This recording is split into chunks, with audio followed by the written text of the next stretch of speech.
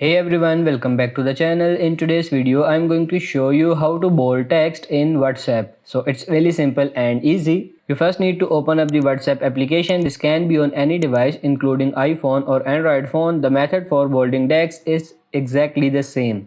Once you have WhatsApp open up the chat where you want to send bold text. Then we just need to type the text that we want to be bold. Now in order for text to be bold in WhatsApp, it just need to be surrounded with an asterisk, and you can usually find the asterisk in the symbol sections of your keyboard. So on an iPhone you would select the numbers in the bottom of the keyboard, then these symbols, and there would be the asterisk right there. So there I type that, then type your text, and then I will end it with asterisk as well.